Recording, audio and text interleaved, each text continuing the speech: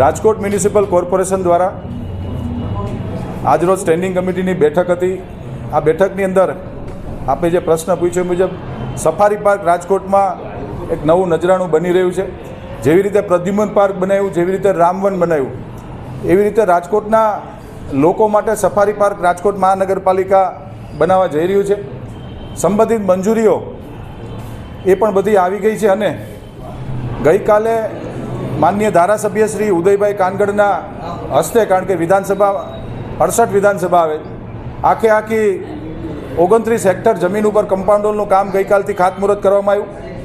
આજે એમના ગેટ જે દેવળિયા સફારી પાર્ક અને આંબરડાઈ સફારી પાર્કમાં જે પ્રકારે ગેટ બનાવ્યા છે, એ ગેટનું આજે અમે લોકોએ સ્ટેન્ડિંગ કમિટીમાં કામ મંજૂર કર્યું છે અને 1.5 વર્ષની અંદર રાજકોટના નગરજનો માટે લાયન સફારી પાર્ક એ અમે લોકો ખુલ્લું મૂકવા જઈ રહ્યા છીએ। રાજકોટ મ્યુનિસિપલ કોર્પોરેશનની આજરોજ સ્ટેન્ડિંગ કમિટીની બેઠક હતી। કુલ દરખાસ્તો 45 દરખાસ્ત હતી। એમાંથી 3 નંબરની પત્ર નંબર 3 જે ગઈ સ્ટેન્ડિંગ કમિટીમાં પેન્ડિંગ રાખવામાં આવી હતી, હોર્ડિંગ બોર્ડની દરખાસ્ત હતી। એમાં મેં જેમ કીધું એમ જે તે સમયે કીધું હતું કે રિંગ થઈ ગઈ હતી અને મહાનગરપાલિકાને આર્થિક નુકસાન જતું હતું। એટલે તપાસના અંતે જે 9 એજન્સીએ જે ટેન્ડરો ભર્યા હતા એમાંથી 5 એજન્સી ક્વોલિફાઈડ થઈ હતી અને 4 એજન્સી ક્વોલિફાઈડ નહોતી થતી। ન થવાના ટેકનિકલ કારણો કોઈ નહોતા, પણ ક્યાંક એ લોકો લેટ પહોંચ્યા હતા। એવા બધા અનેક વિસંગતતાઓના કારણે આજે ભારતીય જનતા પાર્ટીના સૌ કોર્પોરેટર મિત્રોની હાજરીમાં સંકલન થયું હતું અને બાદમાં સ્ટેન્ડિંગ કમિટીની બેઠક થઈ। આ 3 નંબરની રાજકોટની હોર્ડિંગ બોર્ડની દરખાસ્ત રીટેન્ડરમાં જ ગઈ છે। બાકી બધી જ દરખાસ્તો મંજૂર કરીને રાજકોટ શહેરના અલગ અલગ વોર્ડની અંદર કુલ 119 કરોડ 72 લાખ 45 હજાર જેવા 1 અબજ અને 19 કરોડ જેવી માતબર રકમના ખર્ચે આવનારા દિવસોની અંદર રાજકોટ મહાનગરપાલિકામાં વિકાસના કામો થઈ રહ્યા છે।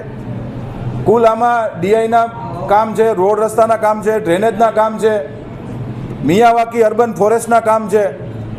આવનારા દિવસોની અંદર આ 119 કરોડના વિકાસ કામો રાજકોટના સર્વાઈવલ 18 વોર્ડની અંદર કામો થાય એની દરખાસ્તો હતી ને આજની સ્ટેન્ડિંગ કમિટીએ મંજૂર કરવામાં આવી છે। સફાઈ કામદાર એ કોઈ પણ રાજ્ય, કોઈ પણ મહાનગર, કોઈ પણ દેશ જ્યારે આપણો સવાર પડતી હોય છે ત્યારે આપણે આપણા ગામને, આપણા મહોલ્લાને ચોખ્ખું જોતા હોય છે। કોઈ પણ ગામની શરૂઆત, કોઈ પણ દિવસની શરૂઆત એ પ્રાતઃથી થતી હોય છે અને સફાઈ કામદારો આપણા સિટીને સાફ કરતા હોય છે। સફાઈ કામદાર પરિવારની જે એક માગણી હતી, યુનિયનોની માગણી હતી કે 20 વર્ષ નોકરીના થઈ ગયા બાદ એ લોકોને આરોગ્ય જોખમાય છે, તો મેડિકલ સર્ટિફિકેટ લેવું પડતું હતું ને એમાં અનેક વિસંગતતાઓ આવતી હતી, જેના કારણે વારસાઈ જે નોકરી મળવાની હોય છે એ મળતી નહોતી। આજરોજ સ્ટેન્ડિંગ કમિટીએ એ નિર્ણય મેડિકલનો રદ કર્યો છે અને 20 વર્ષ અને 54 વર્ષની ઉંમર હોય કોઈ પણ સફાઈ કામદારની, તો એની અંદર એના પરિવારને, સફાઈ કામદારને, વારસાઈ પરિવારને નોકરી આપવી એવો એક આજે ઠરાવ આજે મંજૂર કરવામાં આવ્યું છે। કુલ મિલાવીને વાત કરું તો સફાઈ કામદાર માટે આજે દિવાળીની એક મોટી ગિફ્ટ ભારતીય જનતા પાર્ટીના શાસકોએ આપી છે। આ દરખાસ્ત મંજૂર કરીને જનરલ બોર્ડમાં જશે અને પછી રાજ્ય સરકારમાં મંજૂરીની અપેક્ષા અમે લોકો મોકલવાના છીએ। રોડ રસ્તાના કામો અત્યારે જેટ પેચના માધ્યમથી થાય છે એની દરખાસ્ત પણ હતી। અલગ અલગ વોર્ડની અંદર નવા રોડ બનાવવાના, ખાડા પૂરવાના એની પણ દરખાસ્તો હતી। મેં જેમ કીધું એમ 119 કરોડના વિકાસ કામોની આજે દરખાસ્ત મંજૂર કરવામાં આવી। બિલકુલ મળી જશે। વરસાદ જો ન આવે તો ચોક્કસથી નવા રોડ રસ્તા બનાવવા માટે મહાનગરપાલિકા કટિબદ્ધ છે। સૌ મીડિયાના મિત્રોના માધ્યમથી મારા ધ્યાનમાં વિષય પણ આવ્યો હતો।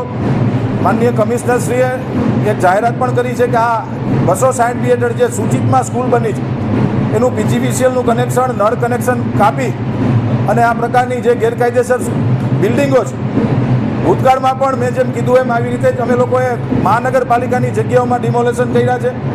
સમયાંતરે ગેરકાયદેસર બાંધકામ કોઈ કરતું હશે તો એનો ડિમોલેશન કરવામાં આવશે। એ મારા ધ્યાનમાં નથી, પણ જો એ પણ હશે તો હું ચોક્કસ એ લોકોને ન્યાય અપાવીશ। સાંજ સમાચાર ફેસબુક પેજને લાઇક કરો, વિડીયો શેર કરો અને વધુ વિગતવાર સમાચાર માટે sanssamachar.net વિઝિટ કરો।